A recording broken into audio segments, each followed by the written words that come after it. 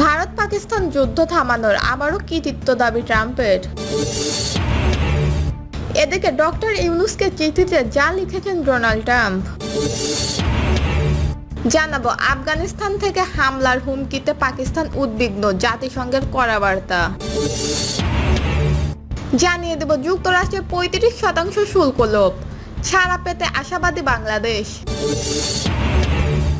এবং সর্বশেষ জানাবো শপথ করছি কখনোই ফিলিস্তিনিকে রাষ্ট্র হিসেবে প্রতিষ্ঠা হতে দেব না, বলছেন নেতানিয়াহু। শুনছিলেন সংবাদ শিরোনাম, এবারে বিস্তারিত। ভারত পাকিস্তান যুদ্ধ থামানো আবারও কৃতিত্ব দাবি ট্রাম্পের। ভারত ও পাকিস্তানের মধ্যে সম্ভাব্য যুদ্ধ থামানোর কৃতিত্ব আবারও দাবি করেছেন যুক্তরাষ্ট্রের প্রেসিডেন্ট ডোনাল্ড ট্রাম্প। সোমবার হোয়াইট হাউসে ইসরায়েলের প্রধানমন্ত্রী নেতানিয়াহুকে স্বাগত জানানোর সময় সাংবাদিকদের সঙ্গে আলাপকালে তিনি বলেন, তার প্রশাসনের কূটনৈতিক প্রচেষ্টা দুই দেশের মধ্যে যুদ্ধ এড়াতে সহায়তা করেছে। ট্রাম্প বলেন, আমরা অনেক লড়াই থামিয়েছি, যার মধ্যে সবচেয়ে বড় ছিল ভারত ও পাকিস্তানের মধ্যে যুদ্ধ। আমরা সেটা বাণিজ্যিক মাধ্যমে থামিয়েছি। তিনি আরও বলেন, আমরা তাদের স্পষ্টভাবে বলেছিলাম, যদি যুদ্ধ চলতে থাকে আমরা তাদের সঙ্গে কোনো ধরনের বাণিজ্যিক করব না। তারা তখন পারমাণবিক যুদ্ধের পর্যায়ে চলে যেতে পারত। সেটি থামানো খুবই গুরুত্বপূর্ণ ছিল। ট্রাম্পের এই দাবিটি এমন সময় এলো যখন নেতানিয়াহুকে তাকে নোবেল পুরস্কারের জন্য মনোনয়ন দেন। নেতানিয়াহু হোয়াইট হাউসের নৈশভোজে ট্রাম্পের মনোনয়ন চিঠি তুলে ধরে বলেন, আপনি এর যোগ্য, আপনার হাতেই একের পর এক অঞ্চল শান্তি স্থাপিত হয়েছে। ট্রাম্প চিঠি পেয়ে কিছুটা বিস্ফোরণ প্রকাশ করেন এবং নেতানিয়াহুকে ধন্যবাদ জানান।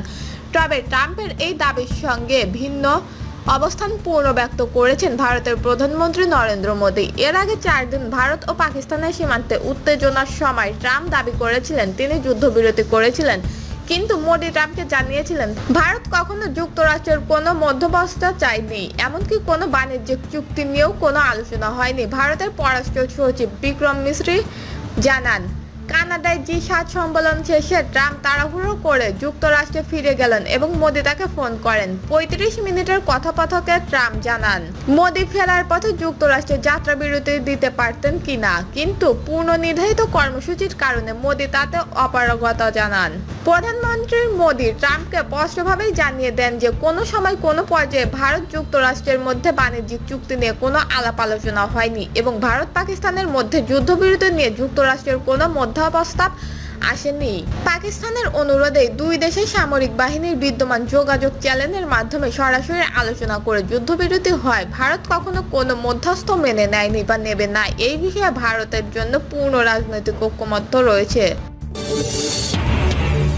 ডক্টর ইউনূসের চিঠিতে যা লিখেছেন ডোনাল্ড ট্রাম্প।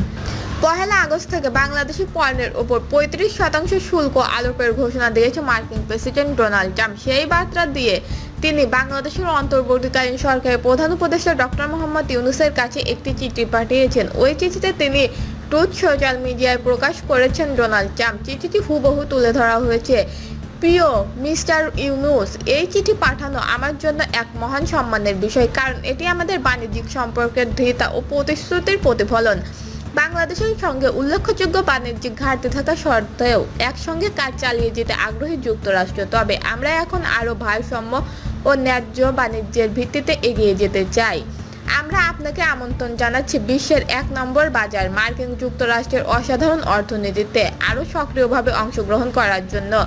গত কয়েক বছর ধরে আমরা বাংলাদেশের সাথে আমাদের বাণিজ্য সম্পর্ক নিয়ে আলোচনা করেছি এবং সিদ্ধান্তে পৌঁছেছি যে আমাদের অবশ্যই এই দীর্ঘমেয়াদী ও স্থায়ী বাণিজ্যের ঘাটতি থেকে বেরিয়ে আসতে হবে, যা মূলত বাংলাদেশের শুল্ক অশুল্ক নীতিমালা এবং বাণিজ্যিক বাধার কারণে সৃষ্টি হয়েছে। দুঃখজনকভাবে আমাদের সম্পর্কটি বর্তমান একমুখী এবং পারস্পরিক নয়। তাই 1 আগস্ট 2025 থেকে আমরা যুক্তরাষ্ট্রে পাঠানো বাংলাদেশের যে কোনো এবং সব পণ্যের ওপর 35% শুল্ক আরোপ করব। বর্তমান বিভিন্ন খাতে যে শুল্ক রয়েছে এই শুল্ক তার অতিরিক্ত হিসেবে কার্যকর হবে। এই শুল্ক এড়াতে যদি ট্রান্সশিপমেন্টের মাধ্যমে পণ্য পাঠাতে হয় সেটিও উচ্চ শুল্কের আওতায় পড়বে। অনুগ্রহ করে উপলব্ধি করুন যে বর্তমান আপনার দেশের সাথে আমাদের যে বাণিজ্যিক বৈষম্য রয়েছে তা 35% শুল্ক হারতে সেই বৈষম্য দূর করার জন্য প্রয়োজনের তুলনায় অনেক কম।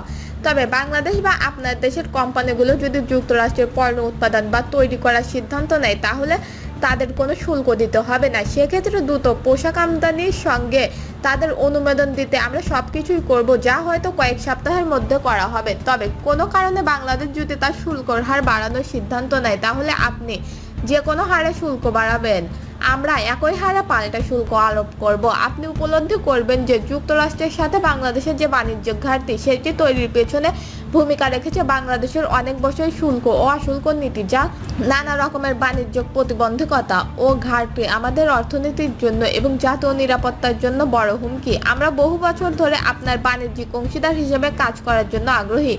যদি আপনি এতদিন ধরে বন্ধ থাকা বাণিজ্যিক বাজার যুক্তরাজ্যের জন্য খুলতে চান, তাহলে আপনার শুল্ক ও অশুল্ক নীতিমালা এবং বাণিজ্যিক বাধাগুলি দূর করতে চান, তাহলে আমরা এই চিঠিতে কিছু অংশ পুনর্বিবেচনা করতে পারি। এই শুল্কর হার আপনার দেশের সাথে আমাদের সম্পর্কের উপর নির্ভর করে বাড়বে বা কমতে পারে। আপনি কখনোই মার্কিন যুক্তরাষ্ট্রের সাথে হতাশ হবেন না।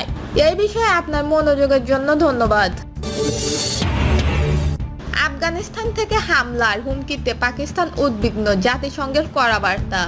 আফগানিস্তান থেকে পরিচালিত সন্ত্রাসী হামলার আশঙ্কা জাতিসংঘের কড়া সতর্ক বার্তা দিয়েছেন পাকিস্তান। দেশটি বলেছেন, আফগানিস্তানের অশাসিত অঞ্চল থেকে তালিবান, পাকিস্তানের বেলুচিস্তান লিবারেশন আর্মি এবং মসজিদ ব্রিগেডিয়ারের মতো গোষ্ঠী পাকিস্তানের কৌশলগত অবকাঠামো ও উন্নয়নের প্রকল্পগুলোতে হামলার ছক আঁকছে। সোমবার নিউ ইয়র্কে জাতিসংঘের সাধারণ পরিষদে পাকিস্তানের স্থায়ী প্রতিনিধি রাষ্ট্রদূত আসিম আহমেদ বলেন, আফগানিস্তান যেন সন্ত্রাসীদের জন্য নিরাপদ আশ্রয়স্থল না হয়ে ওঠে তা নিশ্চিত করতে হবে। এই হুমকি শুধু পাকিস্তানের জন্য নয়, গোটা অঞ্চল এবং বৈশ্বিক স্থিতিশীলতার জন্য বিপজ্জনক। গত কয়েক সপ্তাহে পাকিস্তানি সন্ত্রাসী হামলা বেড়েছে।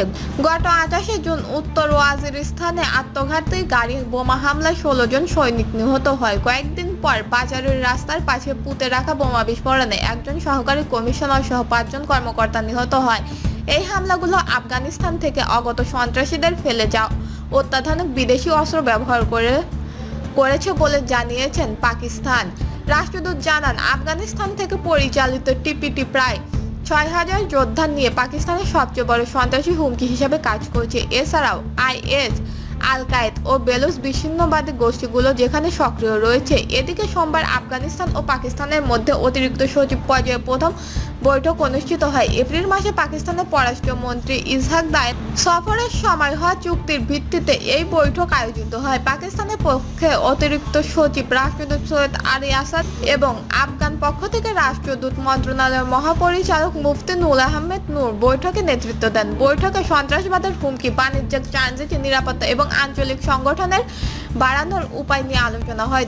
সন্ত্রাসবাদ আঞ্চলিক স্বাস্থ্যের বড় হুমকি। এই হুমকি মোকাবেলা ছাড়া উন্নয়ন সম্ভব নয়। পাকিস্তান আফগান মাটিতে সক্রিয় সন্ত্রাসী গোষ্ঠীগুলোর বিরুদ্ধে কার্যকর পদক্ষেপ দাবি জানিয়ে এছাড়াও বাণিজ্য বৃদ্ধির জন্য আফগান ট্রানজিট সহযোগীকরণ, 10% ফ্রি বাতিল, বীমা গ্যারান্টি প্রদান, পরীক্ষা ও স্ক্যানিং কমানো এবং ট্র্যাক অ্যান্ড ট্রেস সিস্টেম কার্যকর করার মতো পদক্ষেপ নিয়ে আলোচনা করা হয়েছে। দর্শক, এই ছিল এখনকার সর্বশেষ নিউজটি ভালো লাগলে একটি লাইক দিন, কমেন্টে আপনার মতামত জানান এবং আমাদের পাশে থাকার জন্য বেল বাটনটি অন করে রাখুন। ধন্যবাদ।